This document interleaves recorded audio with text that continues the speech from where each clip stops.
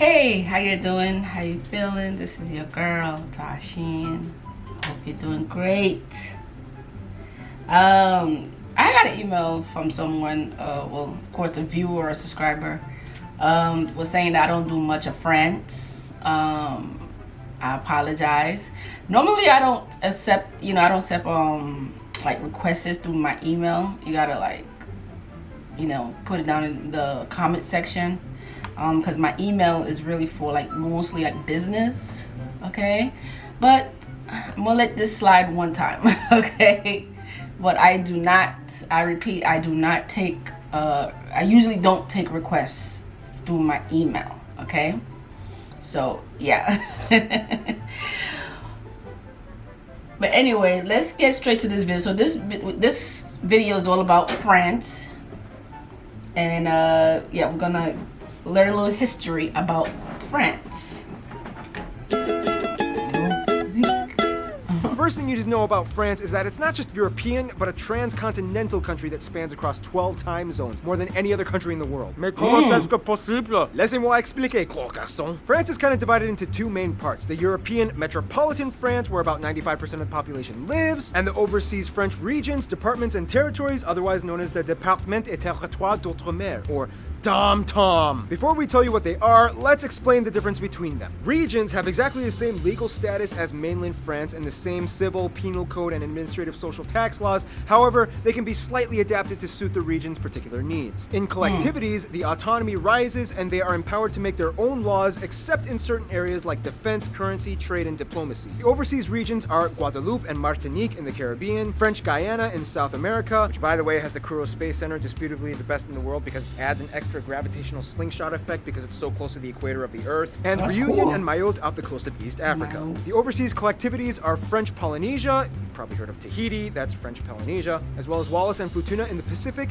Saint Pierre and Miquelon right off the coast of Canada, Saint Barthélemy and Saint Martin, which is the only place in France that has a border with the Netherlands, as the Dutch own the southern part of the island, located all in the Caribbean. The only islands that lie under the title of overseas territories are the French Southern and Antarctic Islands, or the TAAF. These islands are made up of the Kerguelen Islands, the St. Paul and Amsterdam Islands, you can probably guess who used to own those, the Crozet Islands, and Adélie, the acclaimed slice of Antarctica that is technically not recognized thanks to the Antarctic Treaty. And as of 2007, the scattered islands in the Indian Ocean, remember the Comoros episode, were added to make the 5th district of the territory, even though half of them are disputed with Comoros, Seychelles, and Mauritius. These islands are mostly uninhabited and only house temporary military or scientific personnel. Finally, France administers two special territories that don't quite fall into any of the previously mentioned categories. There's the uninhabited Clipperton Island off the coast of Mexico, which has a crazy murder story behind it. And last but not least, there's New Caledonia, which has a special particular status out of the French-administered overseas territories. New Caledonia is the only one that's vying for a kind of somewhat independence, as the political power was passed to the native Kanak peoples. There is a weird dual French EU and New Caledonian citizenship thing going on, and in 2018 they will hold a referendum to either remain or leave France. And thanks to all these territories, they together give France the second largest executive economic zone in the world after the US. Whew.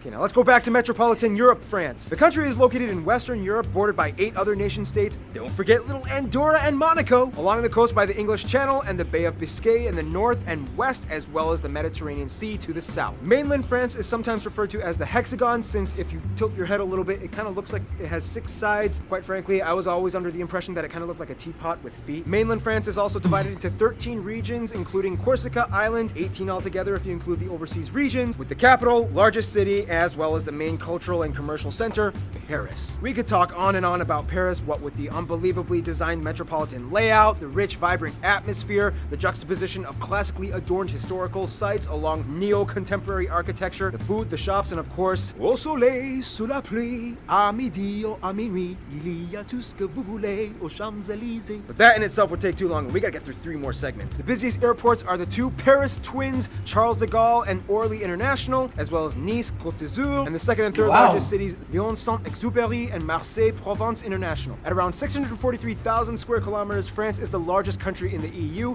The interesting thing about France is that it's kind of divided into areas that historically had their own distinct cultural identity. Some of the most notable ones being Occitania, Savoy, Brittany, Normandy, Alsace, a section of the Basque Country, Nice, and the island of Corsica, which speaks its own dialect most French people can't even understand. These regions contribute their own unique piece of the French pie. Speaking of pie, we all know about French food, which is great because we're going to discuss more about it in...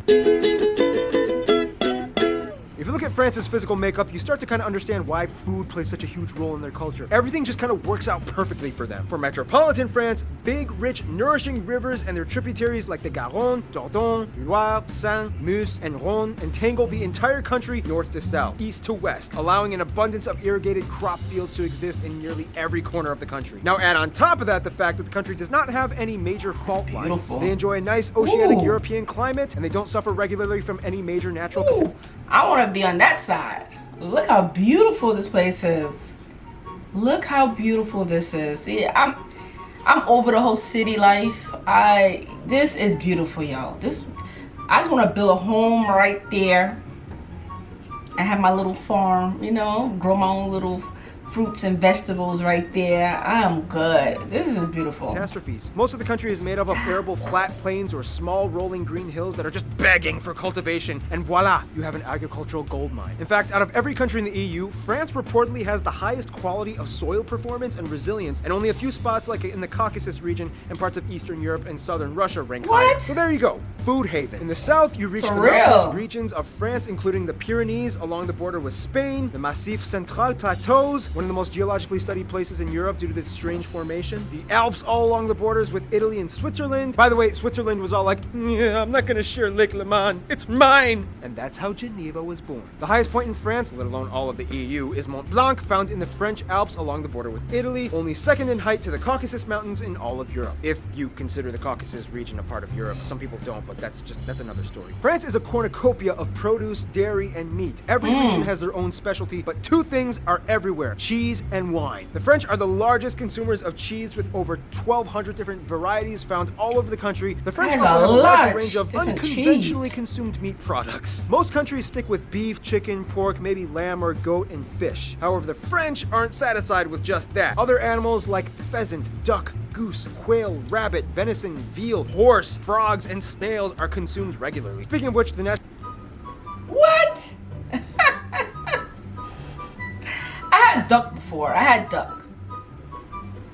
Duck is like a dry meat to me. It reminds me a little of chicken, but like on a dry size. So I had duck before. With the other stuff, horse. I guess you gotta get used to it. I guess, you know. I mean, if you're from there, and you're used to it. It's nothing. National animal is the Gallic rooster, which is why you might typically see a lot of roosters on French-affiliated symbols. In fact, France is one of the most entomophagous, that's insect-eating, countries in Europe, as about 700 million snails are estimated to be consumed every year by the French, especially in Burgundy, the largest snail-producing region in France. Unfortunately, due to the fact that the French are the highest consumers of raw or mildly cooked red meats, a huge portion of the population is either exposed or chronically infected by the Toxoplasma gondii parasite that disputably over half the population is suspected to have. This little guy eventually finds its way into your brain, changes people's behaviors into being either more caring or aggressive and suspicious. Look it up, I'm not even joking. The Alps are famous for their charcuterie and fondue, Brittany for its crepes, Cantal for its chestnuts, Dijon for its mustard, l'Aveyron for aligot, Rheims for its champagne, and then we get to Bordeaux. Now, first of all, every region of France likes to claim that they have the best wine. However, it's widely known that Bordeaux is disputably the home of the largest wine vineyards in the world, pumping out over 500 million liters of wine a year. The French take their produce... They take their wine very, very serious. Very, very serious over there. Maintenance very seriously, and became the first country in the world to ban supermarkets from throwing away or destroying unsold food since February of 2016. All businesses must donate wastage to either charities or food banks to combat crop wastage on farms. France has even opened up ugly fruit or vegetable shops in which you can buy disfigured produce for 30% off. Other than food stuffs, though, main export... Stuff thrown away. There's a lot of people out there that's hungry. And, you know, I mean, that's good. Instead of throwing it in the garbage, you know, just give to somebody who needs it. You know,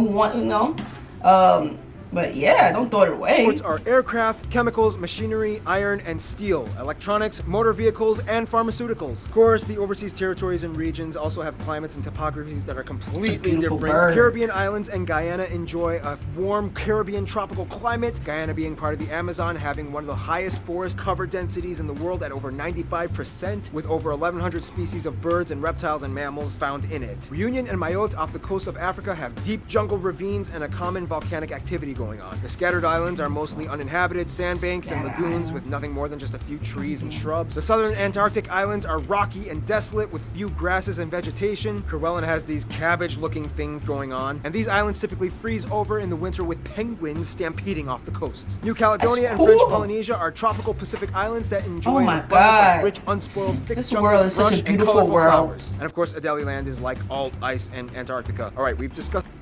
I'm telling you, this planet is a beautiful planet. It's just that we destroy it. Like, that's how the world's supposed to look. You know, with beautiful animals and beautiful trees and grass. You know, you grow your vegetables and stuff like that. Drink some wine. But instead of throwing garbage on the street and throwing, like, it's, oh my God. Oh. It's sad. It's sad what we do to this world. Discussed borders, boundaries, mountains, food, volcanoes. Now let's talk about who's running the entire show.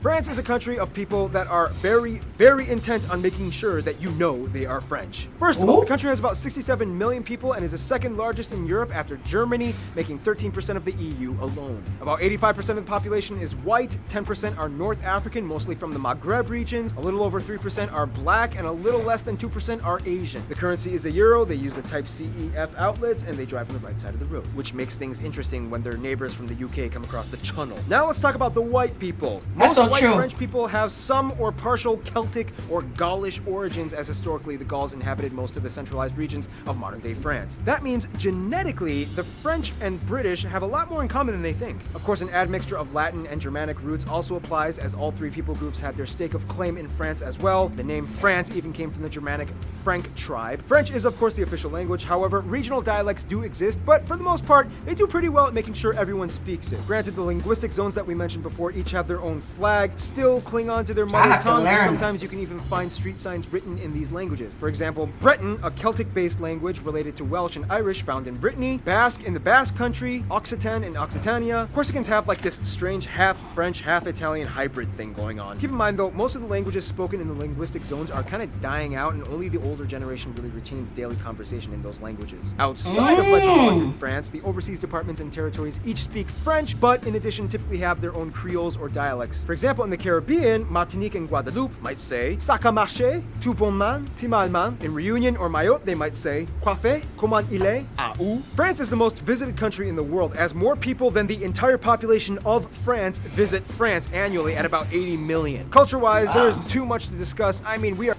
This guy is good. The fact that he understands the language, you know, he could speak it. I don't know if he's pronouncing it right. Y'all let me know.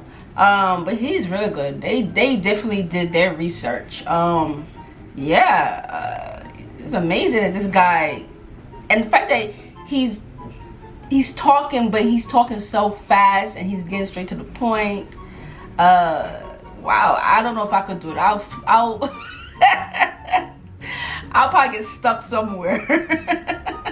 But I'm quite sure it took him a while to do this video. I'm quite sure. And plus, he probably is reading a cue card. I'm assuming he's reading a cue card. We are talking millennia of tribes, wars, empires, heroes, villains, artists, poets, architects, kings, queens, guillotines, revolutions, inventions, music, dance, clothing, fashion, cinema, cuisine, discoveries, victories, losses, folklore, science, literature, medicine, and baguettes. To cover it all, we would need a whole separate YouTube channel. But for what it's worth, since the Middle Ages, France has been able to show time after time again that it has been a global force to be reckoned with. I mean, the French at one point in time had the second largest empire in the world, spanning across virtually every region on every continent. One thing you have to understand is that in a fast-growing Anglophone-driven global economy, France is very, very firmly intent on preserving the French language and culture. The governmentally sanctioned Académie Française has aimed at doing this since 1634. They do things like, somewhat unsuccessfully, banning foreign words such as blog, hashtag, parking, email, and weekend. In addition, the French media's top regulators, the CSA and CNC, have strictly enforced policies that require all music on private radio to be at least of 40% French origin and 70% in the French language between the hours of 8 a.m. to 8 p.m., and half the music quota must be less than 6 months old. Everything must be French. France is, of course, home to a plethora of notable figures in every field of academia. Is that true? And athleticism. I mean, they have almost 70 Nobel Peace Prize winners, including famous chemists Pierre and Marie Curie. Few people know that they had a daughter who also became a notable scientist. Other scientists, writers, and philosophers like Descartes, Pascal, Baudelaire, Flaubert, Pasteur, Châtelet, Mouton, who, by the way, invented the metric system. Musicians like Rameau, Lully, Debussy, Jacques Brel, Edith Piaf. Of course, we can't forget the fashion icons Louis Vuitton, Coco Chanel, and Christian Dior. I mean, it's no secret, France is often touted as the fashion capital of the world. Artists like Monet, Cézanne, Renoir, Degas, Manet, and Gauguin. And of course, what's an episode about France without mentioning anything about Kings Louis XIV and XVI, Joan of Arc, and Napoleon? In a simple way of putting it, French culture is very vibrant and proud. The French love where they've come from and how they go about doing things. The Catholic Church once played a major role, and to this day, even as a secular state with dwindling church attendees, many French people still, in the very least, identify nominally as Catholic, mostly for a cultural thing. It's just their history and they don't want to toss it away. They also love taking breaks and getting their sleep. On average, the French get about 8.83 hours of sleep every day, more than any other country in the developed world. And they also have some of the shortest work weeks with only about 6 to 7 hours on average a day. And that's enough for them. It's not uncommon to see people taking time off in the middle of the day, early evening, just to relax and take a nap. They even have a word for it, l'heure de la parole, which literally translates to the hour of the I can't say that. People can also claim state pension at age 62, making it one of the lowest retirement ages in the world. And of course, the sport French people rank. There should be a retirement for people at the age 60. Who came up with that? It should be 50, like half of your life, all right? It should have been 50. I feel like retirement should be 50. So that way you still have time to enjoy the rest of your life. Because by the time you're 60 or 60 something, it's like you're getting there, Highest in the world. Going on strike. I mean, the last thing you want to do is interrupt a Frenchman's nap during a 6-hour shift with corporate policy changes. Yep, the world can be a cruel, cruel place. Let's see how France survives in the jungle. When it comes to France, they don't discriminate. They hate everyone equally. No, but seriously, France has their eyes on a few people, and when they see what they like, they cling on and make you a treasure. First of all, Francophone nations and Latin-based former Roman legacy nations generally get the high seats, especially their neighbors like Switzerland, Luxembourg, Italy, and Spain. Quebec, Canada is to France kind of like what the USA is to the UK. They adore each other, they love each other's accents, but they love making fun of each other even more, even though they are really close. Algeria, Morocco, and Tunisia are the closest African nations as they make up the largest African immigrant demographics, followed by sub-Saharan African countries like Cameroon and Côte d'Ivoire, or Ivory Coast. For France, Japan is seen as like the epitome of exoticism. Similar to themselves, the Japanese have a rich culture of noble tradition, things like castles, attire, and food. Likewise, Japan sort of shares the same mutual fascination and see France as like its European alternate universe twin. There's no two countries that like to poke fun of and borderline harass each other with the French as the UK and the USA. As historical rivals with the UK, I mean, I always said the UK and here in America, sometimes we make fun of each other, but at the end of the day, we still love each other. We're like family. We're like cousins. Like long distant cousins.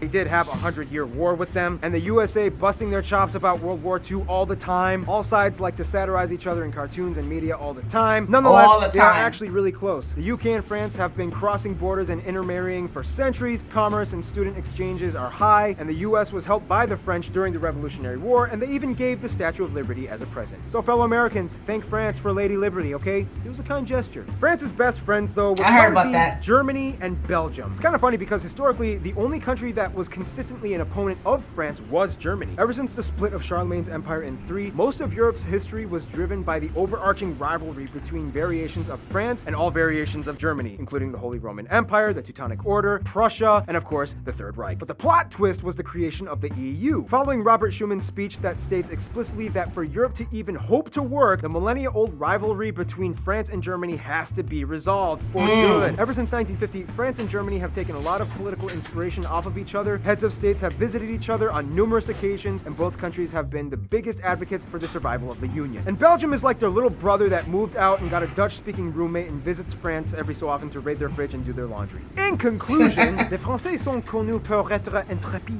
turbulents, mais qui gardent quand même un certain charme. Ils ont parfois l'air désinvoltes, mais bon, essayez de vivre dans un pays envahi 24 heures sur 24, 7 jours sur 7, par des hordes de terroristes qui piétinent vos jardins, massacrent votre gastronomie et vous demandez de vous plaire au moindre de leurs désirs sans même vous dire un petit merci. Oh, France, faut le comprendre. Stay tuned. France's rich former little colony, Gabon, is coming up next.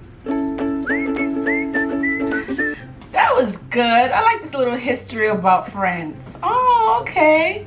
See, like I said, you learn every day. You learn every day. Oh man, going to school. We learned a little bit about France. Quite sure there's some stuff they probably taught me in school. I just don't remember. But I heard about the whole Statue of Liberty. Thank you. Yeah, but that was very interesting. If you're from France, comment below. Let me know if you agree on some of the things he was saying. Is anything else you would like to add? You know, comment below. Let me know if there's anything you would like to add. Make sure you subscribe to my channel because I'm going to do more of France. Okay. Because y'all be complaining I don't do much about France. I don't do a lot of videos about France, I should say. Yeah, so make sure you're subscribed to my channel. Okay, so go down there and subscribe. Also check these videos out that I have. And I will see you lovely people. Take care.